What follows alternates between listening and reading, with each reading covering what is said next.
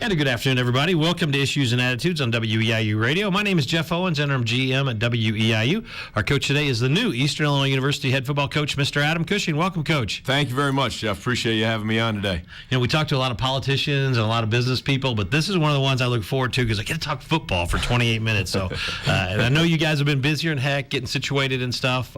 Signing day is Wednesday, so I know you're limited on what you can tell us, so we'll just get that out of the way. Talk about Wednesday and what it means to the program as you try to build from stage one. Absolutely. I think Wednesday's a huge day for us, right? We signed a couple of young men, 3 in December, but we're going to add a bunch more this coming Wednesday, and that's going to be the foundation for the football program, and really add a bunch of depth to a very talented roster already. And our coaches have done an unbelievable job being out on the road through the whole month of January, building relationships with the young men quickly. The prospective student athletes, the recruits, building those relationships, but really using the relationships that we've had with high school coaches for all of our years, recruiting this area. So it's been a great month. I've been with a lot of the coaches, and kind of all over. What we're talking about is our footprint, our driving distance, especially the Chicagoland area and the state of Illinois, where a lot of these guys will come from. But it's been an unbelievable month. We're excited to cap it off. I liked what a couple of your coaches and you said, I believe, earlier in the media that you're focusing on a lot of Illinois talent, obviously Chicago, but I think that means a lot to folks in Illinois who like to see some of those kids play, over at O'Brien. Yeah, I think that, again, myself from the south side of Chicago, the opportunity to keep guys home in our home state here and is a big thing. And then you look at the rest of our staff, also a lot of whether from Chicagoland or from the state of Illinois, or just spend a lot of coaching around here. This is where we have great relationships. We know there's great football here. That matters, right? When you talk about being able to trust a high school coach when he tells you that he's a great young man, that he does the right things in the classroom, that he's got a high character, that he's a leader, captain, all those things. When you can trust those things because it's from your home state, we're excited about it. When you decided to apply for the Eastern job, what did you know about Eastern Illinois football and Eastern Illinois University as a whole before you came down here? Well, I think the first thing that always stands out is the tradition of Eastern Illinois football, right? You're talking about top 5 in national playoff appearances. You talk about when you walk in the door to O'Brien, all the pictures on the wall, and Romo, Garoppolo, Shanahan, Kamaguje Hill, Sean Payton. I mean, it's a who's who of NFL football, much less college football. So that's pretty exciting. You talk about the history, and then growing up, I followed it. Right, I saw a lot of those guys play, knew a lot about those guys playing. So that was really exciting for me, is the opportunity to again be in my home state and know that this is a program that has the opportunity to be successful, because they always have been. There you go. When you think about EIU in Charleston and you getting here, it's your first head coaching job. So talk about that transition from being an assistant in a really good Big Ten program to being the man here at EIU. Well, it's been a blast. It's every second of it I've enjoyed. That's probably the thing that's been most pleasantly surprising is that every minute, every second has been fun, because it's an opportunity to influence more young men's lives. Our football staff, our coaching staff is unbelievable. It's men that I've trusted for a long time. And so when you get to work with great men and the coaching staff, and then spent time with the young men on the team, the first thing I did the first week here on campus was sit down with every single one of them individually and talk to them, and just what makes them tick, why are they playing football, why are they here, all those kind of things, and to hear them have some excitement about having some accountability, discipline, going out and winning games. Every single guy on the roster was excited to be pushed to a place where they can't take themselves. So it's off season right now, but the returning players they're out there. I'm sure they're on a weightlifting program and kind of getting ready for the Coach Cushing regime. You talk about what you can talk about with what they're doing right now to prepare for the fall. Yeah, no, that's critical. Is right now preparation is everything in football. It's so we had our first team meeting on January 6th. Sunday, January 6th. Our first workout was 5 a.m. on Monday, January 7th. And so we're going early in the morning. You get to go to bed thinking about football and wake up and do something about it, and that's the best thing going. It starts your day the right way. It gets you energized. and then it makes you ready to be successful in the classroom. So we're preparing on a daily basis. We brought our head strength and conditioning coach for football is Joe Orozco, who's done an unbelievable job setting a standard in the off-season workouts and having really a high level of success already in the runs and the lifts. Let's fast forward to fall 2019. I know Panther fans probably want me to ask this. I'll ask you and get out of the way. What can we expect to see on the field in terms of style and the kind of the look and feel of EIU Panther football? Yeah, we're going to play hard. We're going to play unbelievably hard. Guys, you're going to be proud. The fans in the stands are going to be proud of the effort that we're playing with. That we're going to be physical. We're gonna hit you, and we're gonna hit you, and we're gonna hit you, and we're gonna hit you. You do those two things, and you can win a lot of football games. And we're gonna play fast on both sides of the football. We're gonna and then we're gonna put our best football players on the field and give them an opportunity to make plays. We're big believers in players first. When you assemble this roster, and when we get to the fall of 2019, but between now and then, the next seven or 8 months, is everybody have a clean slate? Everybody's got a chance to be a number one? I mean, is that how you're looking at it when you view EIU football right now? 100%. I think that competition makes everybody better. But if you look at it and say that this is day one, this is square one, and we have to figure out who can do everything that the team needs for the team to be successful. So it has nothing to do with past performance. It has everything to do with how much are you willing to do for the teammate to your right and to your left. That's a good answer. The coaches that followed you, talk a little bit about your staff. You touched on it a minute ago, but if you want to mention names and things like that, and kind of why you got some of your maybe your coordinators and the big guys that are helping you out. Why'd they come here, and what are they going to bring to the program? Right. So I already mentioned Joe Orozco, our head strength and conditioning coach. Unbelievable. He has a passion unmatched on this campus. I think that people may have noticed that already. Those guys tend to be a little off, right? Whether it's in the stands, in Lance or in the weight room at 4 a.m., he's the same guy every day, and it matters when you set that type of standard. But a great individual, and even more so, just cares about the guys on the team. That was the one. I'll talk about names here in a second. That was the one prerequisite for hiring everybody on the staff was that they truly care about young men, care about influencing young men and making them one day better. That was the only prerequisite I had for hiring. And so then you talk about the offensive staff, which obviously my background on offense made that pretty easy. Our offense coordinator, John Kuzieski, was a graduate assistant for me at the offensive line at Northwestern, and quite honestly, one of the smartest individuals I've ever been around. He's but also has that unbelievable caring. He comes. Will he call the plays? He will call the plays. And he comes from a football background. His dad was a long-time head football coach in Libertyville High School. He's in the Illinois Hall of Fame as a head coach. So it's in his blood, right? Yeah.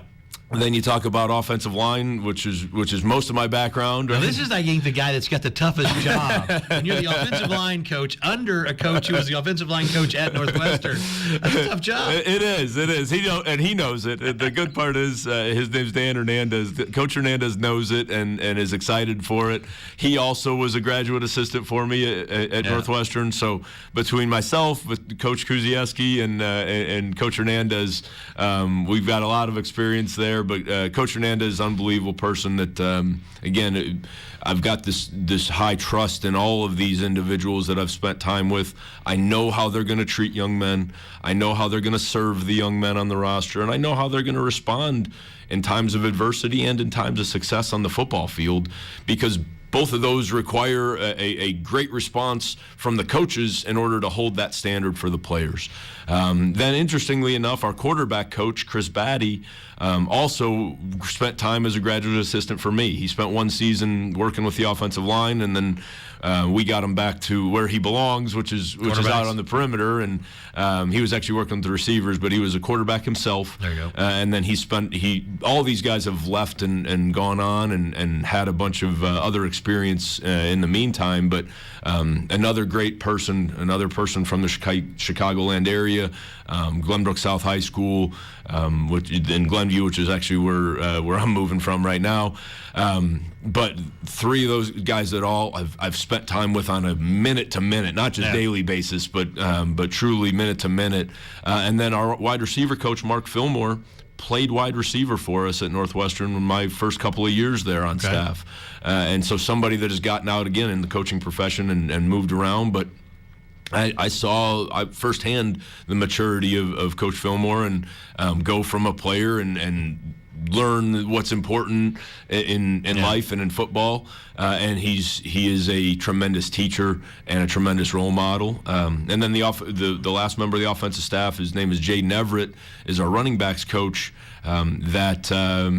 I did not work with us at all. Is one of the few anomalies on our staff that didn't work with us at all. That's probably a good thing, though, to have a little outside, maybe. It is. Yeah. It's great. And but I had met him before. I knew him, and had spent time around him. And Jaden will build a meaningful relationship as well as anybody I've ever been around, and has already done that with our running backs on our roster. So it's pretty exciting and again, because they've all moved on and had experience all over the place, it's a great opportunity to mesh a bunch of different ideas together, but all have the same set of core beliefs. And on the defensive side, you brought in defensive coordinator Chris Bowers. Talk about him and his staff. Yeah, so Chris Bowers was with us for the last, I believe, 8 years at Northwestern in an off-the-field role, running our recruiting, which obviously is pretty important when it comes to college football. But Chris has had an experience as a defense coordinator at a couple other levels, and has spent time again with us at Northwestern, but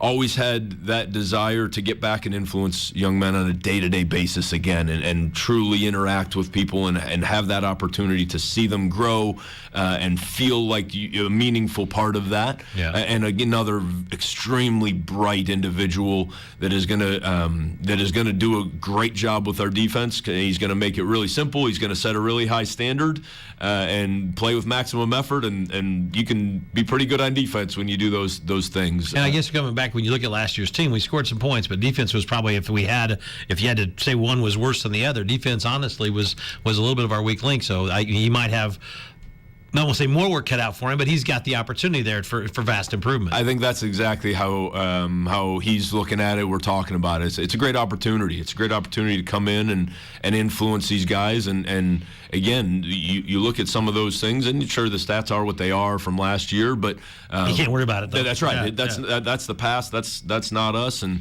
we're going to have them play to our standard, and Coach Bowers is going to get them to play to the Panther standard now, and we're pretty excited about it. As I said earlier, we got a really talented roster. We're pretty excited about the young men that we have.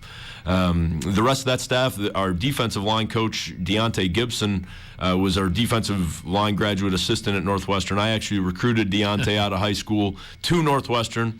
So I've known him since he was 16 years old. That's cool. Really long history with him. Have watched him go from a player to a great player to a shot in the NFL to a teacher to a great teacher to looking for his first opportunity. And it was an opportunity for me to continue giving back to my family. A young man that I feel like I helped raise since he was 16.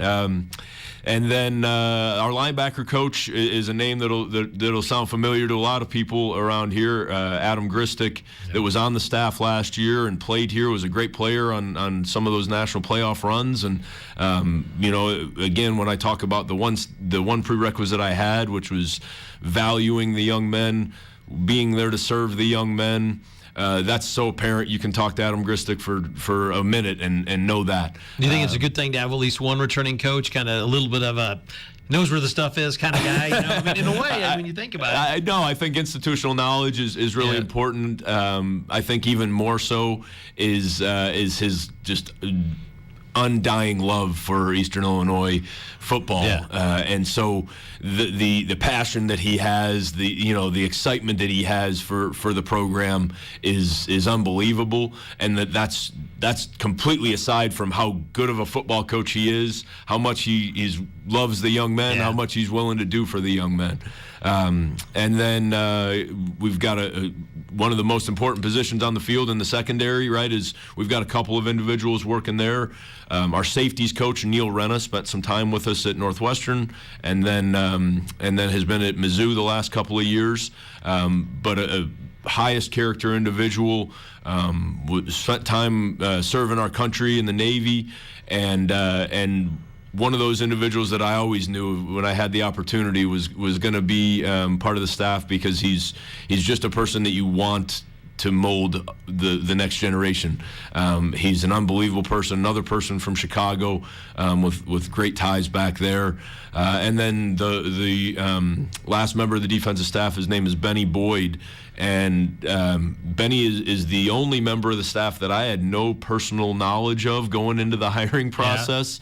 And when it comes to something like that, sometimes you can look around and wonder what's getting ready to happen here, right? And so I talked to so many individuals for that position. I was absolutely flooded by people that wanted to be here in the worst way at every position, with experience at all levels, experience, it was truly jaw-dropping when the people that reached out to me, but it wasn't even close for the cornerbacks and special teams coordinator, which is, I think, you have to have somebody in place with that same level of knowledge to put the young men in a position to be successful. Keep it simple, get them to play really hard, and have a passion for it. And not everyone does, and Benny is unbelievable. It seems like you were preparing, for the last few years to be a head coach somewhere, because you went the way where I gleaned from what you talk. I remember this guy. So it's been a dream of yours to be a head football coach, right? It has. It's always been my dream. The minute I became a football coach, I wanted to be a Division I head football coach, and to have the opportunity to do it here in my home state.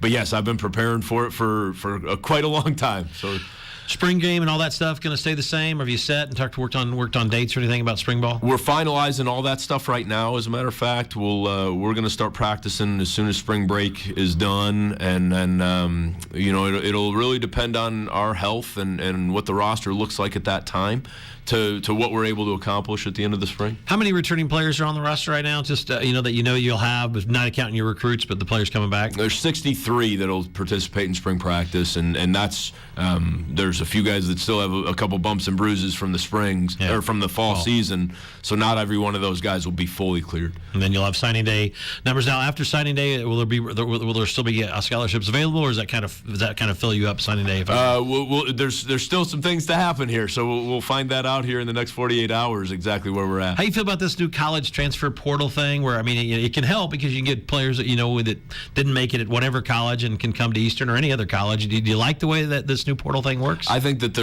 there's positives, like anything. There's positives and negatives to it. Certainly, I think that when you give a young man an opportunity to get a clean start, if it's for the right reasons, I think all those things are really positive.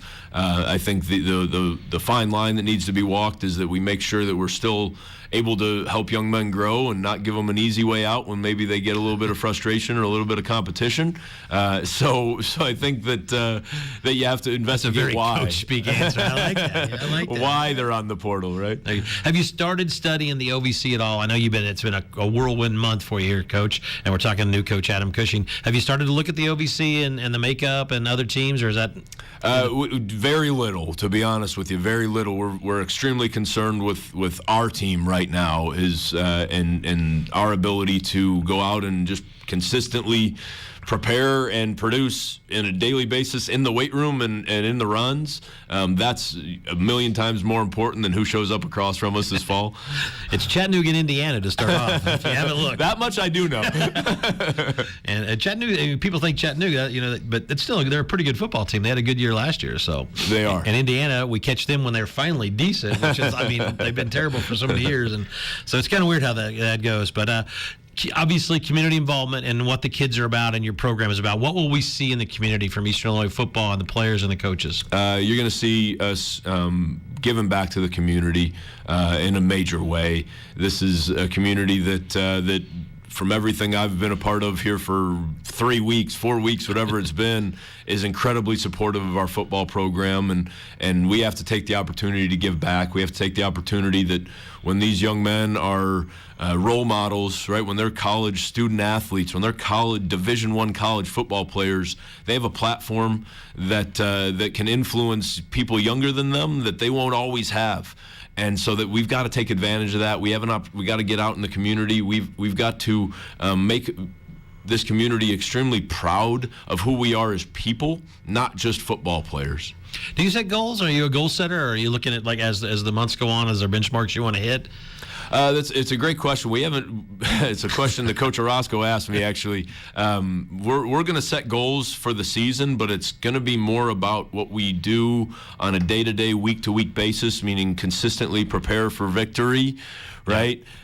Things like that. We're not going to talk about the wins, because the wins are going to come as a result of us accomplishing those other smaller goals. If I didn't ask about quarterbacks, I probably wouldn't get out of the room, because there's a few quarterbacks that have been decent here. And you got a lot of returning quarterbacks, and I know it's tough on because you haven't seen them on the field and in practice, but quarterback position is important. So talk about the quarterback position is important, and you can say whatever else you want about the returning players if you choose. There, appreciate the leeway, right? I want to make sure. It's your first time meeting you. I want you to come back.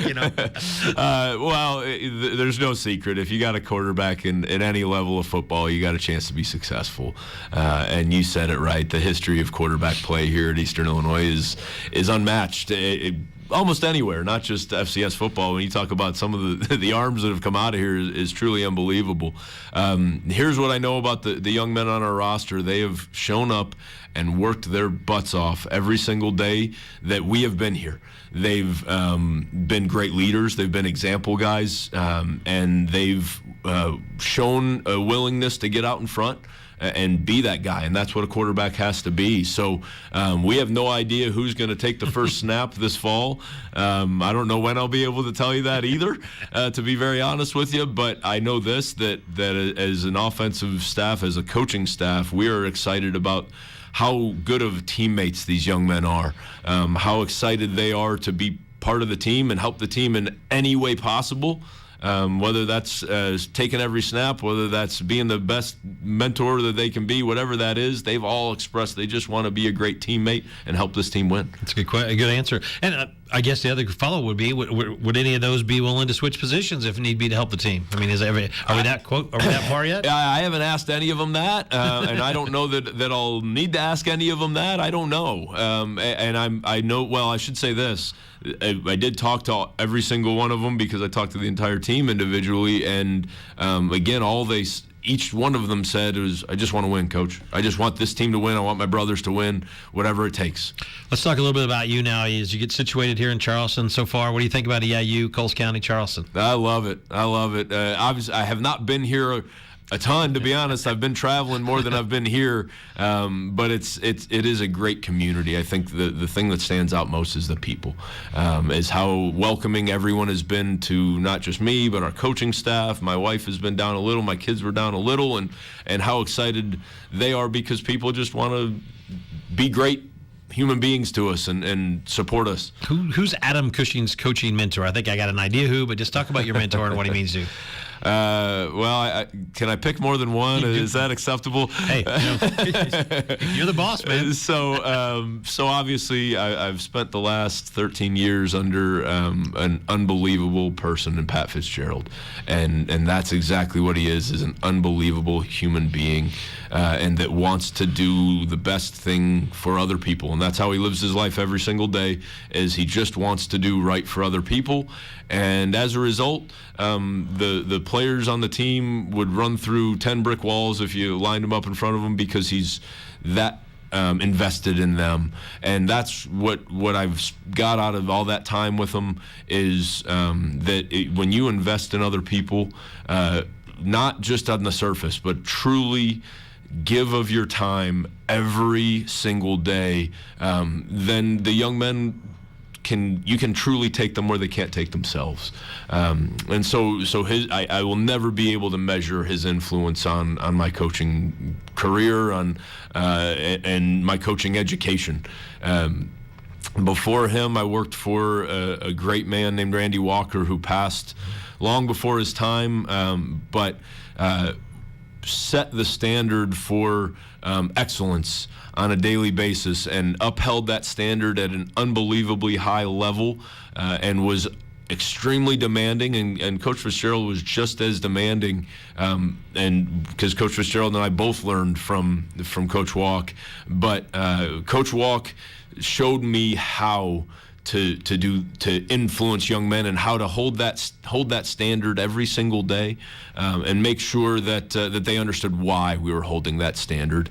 And then really going back, the first time I started coaching, I was coaching Little League Baseball as a service project for my high school, and I was doing it because the first two people in my life, my dad was my first coach. He coached me all through Little League Baseball and grammar school basketball, and really saw him love all of the people on his team every day, and went out of his way to be a father figure for maybe some that didn't have it, and so learned from him. And then my high school coach, Frank Lenti, that one of the now he was at one point the winningest all-time coach here in the state of Illinois, but that really showed that this is something that I could get reward from, that I could put my head on my pillow every night and feel like I did the right thing in my life by investing in others. Okay, that's a good, really good answer.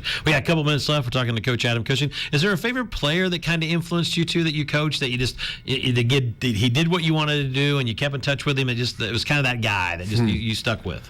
Boy, the relationships I've had through my coaching career have been what's been most rewarding. So to pick out one would be a challenge.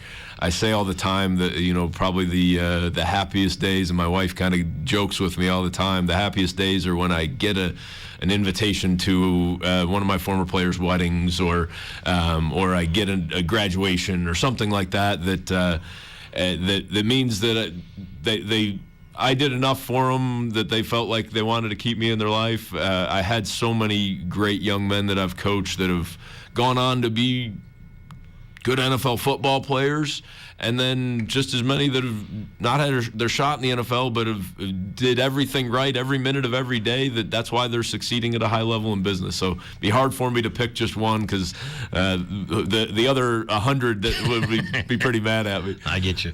But we're out of time, unfortunately. We got to get out of here. I was going to ask you, if some other stuff, maybe we'll have you back before the season starts. If it works out into your schedule, maybe bring your coordinators and we can talk a little bit more EIU football. Would love to come back anytime you want. Appreciate it. This is Coach Adam Cushing today. We hopefully you got to know a little bit about him today on issues and attitudes.